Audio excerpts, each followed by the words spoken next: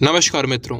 जनता animal film को इतना पसंद कर रही है कि फिल्म बॉक्स ऑफिस पर कमाई के नए नए रिकॉर्ड्स बनाती जा रही है, वो भी बिना किसी कॉरपोरेट बुकिंग के, बिना किसी पेड रिव्यू के। लेकिन कुछ लोग ऐसे भी हैं जिन्हें एनिमल ने अत्यधिक पीड़ा पहुंचा दी है। कई बातों को लेकर फिल्म की आलोचना हो रही है। कुछ लोग रणविजय के पात्र में जो कमियां हैं उनके आधार पर आलोचना कर रहे हैं, तो कुछ लोग किसी और बात पर। देखिए, आलोचना करना कोई गलत बात नहीं है, ये होनी चाहिए। आलोचना करना सभी का अधिकार है, लेकिन कोई आलोचना तभी सही है, तभी उचित है जब तर्कों के आधार पर हो। रणवीर कपूर का कैरेक्टर रणविजय कोई आदर्श चरित्र नहीं है, उसमें कमियां हैं। आलोचना कीजिए, मुझे कोई समस्या नहीं है, लेकिन मुझे समस्या तब है जब कहा जाए कि एनिमल मुस्लिम विरोधी है। तथा कथित कुछ फिल्म समीक्षक इसे एंटी मुस्लिम बता रहे हैं। साथ ही सोशल मीडिया पर कई सारी चर्चाएं चल रही हैं इस बात को लेकर। बहुत से कमेंट्स आ रहे हैं एनिमल के विरोध में, उसे मुस्लिम विरोधी बताते हुए। मैं इन सब से पूछना चाहूँगा कि क्यों है ये मुस्लिम विरोधी? क्या एक मुस्लिम को विलेन के रूप में दिखा दिया गया, ये गलत हो गया? या एक मुस्लिम व्यक्ति को 3 से 4 शादियां करने की अनुमति होती है, ये दिखाना पीड़ा दे गया? या वो अबरार जिस प्रकार से अपनी बीवियों के साथ पशुओं जैसा बर्ताव करता है, वो ठीक नहीं लगा? ये जो बॉबी देओल का कैरेक्टर अबरार है, ये एक खलनायक है फिल्म में, तो इसके अंदर तो बुराइयां ही दिखाएंगे ना। और मुझे नहीं लगता कि एक पल के लिए भी डायरेक्टर ने ये दिखाने का प्रयास किया है कि वो मुस्लिम है, इसलिए वो सारे गलत कार्य कर रहा है, इसीलिए वो खलनायक है।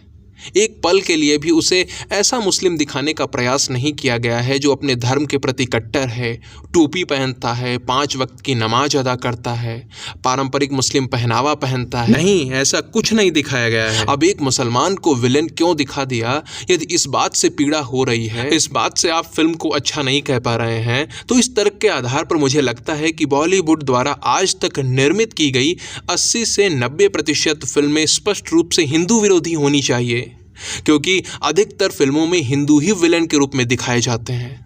और मैं केवल साधारण हिंदू की बात नहीं कर रहा कि उनका नाम हिंदू है और वो विलेन दिखाए गए, उन्हें तो जाने ही दो। बल्कि यहाँ तो मैं स्पष्ट रूप से अपने धर्म को मानने वाला, तिलक लगाने वाला, चोटी रखने वाला, तुलसी या रुद्राक्ष की मालाएं धारण करने वाला, यज्ञ हवन करने वाला, दिन रात भगवान का नाम जपने वाला, ऐसे जो कैरेक्टर्स हैं उन्हें ही विलेन के रूप में दिखाया जाता है, आपको देखने को मिलेगा। ऐसी अनगिनत फिल्में हैं।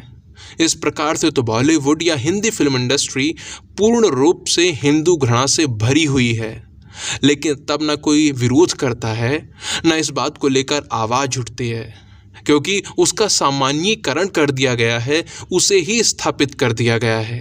अर्थात विलन होगा तो इसी तरह से दिखेगा, इसी तरह का उसका पहनावा होगा। मित्रों, स्पष्ट रूप से आपको बताऊं तो ये जो एनिमल की आलोचनाएं हो रही हैं, इसके पीछे का कारण ये है कि इन्हें गौमूत्र वाली जो बात दिखाई गई है उससे पीड़ा हो रही है कि आखिर गौमूत्र को सम्मान के साथ कैसे दिखा दिया गया। लेकिन स्पष्ट रूप से उसकी आलोचना कर नहीं सकते, तो इस तरह से कर रहे हैं।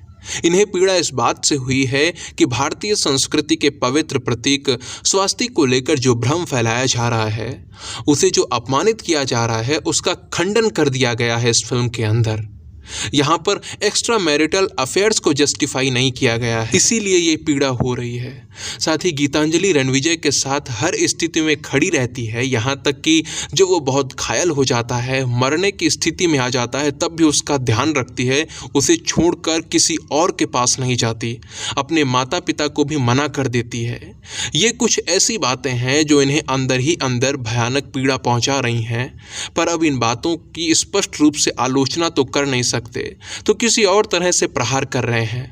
मित्रों, मैं यहाँ पर रणविजय या गीतांजलि या फिल्म में दिखाई गई किसी भी बात, किसी भी पात्र का बचाव नहीं कर रहा। सभी में कमियां हैं जिनकी आलोचना हो सकती है, सभी का अपना अपना मत है, अपना अपना देखने का तरीका है, मुझे कोई आपत्ति नहीं है।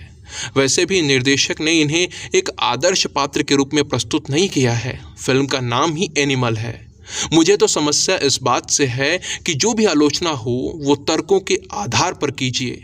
मुस्लिम विरोधी या अन्य अनर्गल बातें बोलने का कोई औचित्य नहीं है।